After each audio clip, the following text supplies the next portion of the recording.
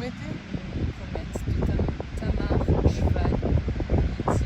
Genre, je vais encore prononcer. Je fais juste de l'art élitiste pour des gens élitistes, pour de repenser l'élitisme de la discipline dont j'ai toujours été familière à et dont je continue.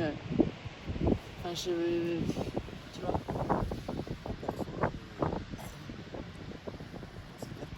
Les artistes, peu importe ce qu'ils font et peu importe leur produit, par principe, il faut passer du temps à faire quelque chose qui ne produit rien en termes de richesse physique, matérielle. Et du coup, par définition, c'est hyper anticapitaliste d'investir tout le temps dont on dispose dans une production de rien.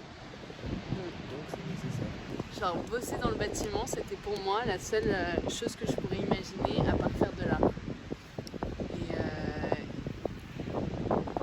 Et aussi ce truc d'investir tout son temps dans quelque chose qui ne produit rien, c'est le seul truc où je me suis dit, en vrai, je pourrais continuer à faire de l'art comme ça. Et ensuite, je pourrais continuer à faire de l'art juste pour cette raison-là. Et ensuite, je me suis dit, ok, imaginons que je gagne beaucoup d'argent avec mon art. Je crois que je pourrais plus être capable de faire de l'art après ça. Parce que ça serait continuer à faire de l'art pour gagner encore plus d'argent. Et là, du coup, ça serait bizarre, ça serait plus ma manière de faire de l'art. En même temps, c'est le but.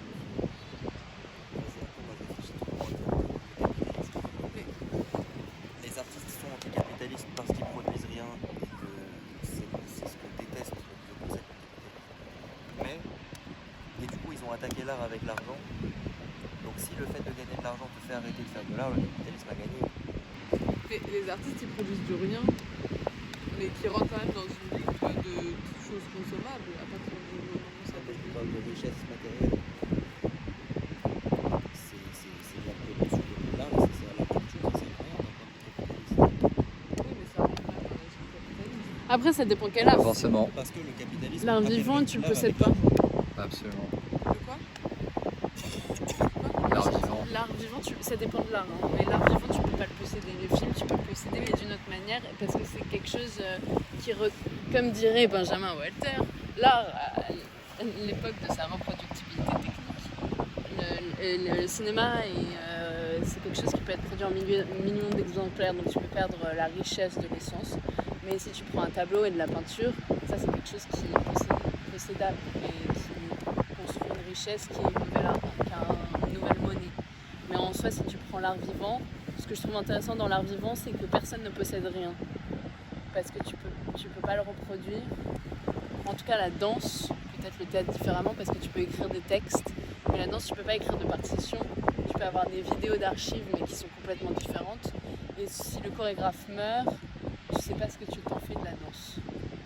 Parce que tu essaies de continuer, mais comment tu recrutes les danseurs? Il n'y a pas l'œil du chorégraphe. Et ensuite, les danseurs meurent, ceux qui sont à l'origine des pièces en même temps que le chorégraphe. Et donc après, c'est laissé à un peu l'abandon ou à tout vent et marée. Et ça, je trouve intéressant dans l'art vivant, le fait de... Tu t'achètes une expérience quand tu vas au théâtre. Mais tu posséderas jamais cette expérience. Quand tu sors du théâtre, elle n'existe plus, elle est finie.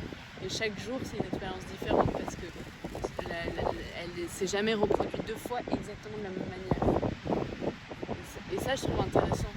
Et c'est hyper complexe, l'art vivant, je trouve, par rapport au capitalisme. Parce que c'est vraiment l'opposé de posséder quelque chose. Et c'est pour ça d'ailleurs que je pense que c'est un art où tu fais moins d'argent que d'autres arts. Tu vois. Parce que justement, tu peux pas donner une possibilité de posséder même au spectateur.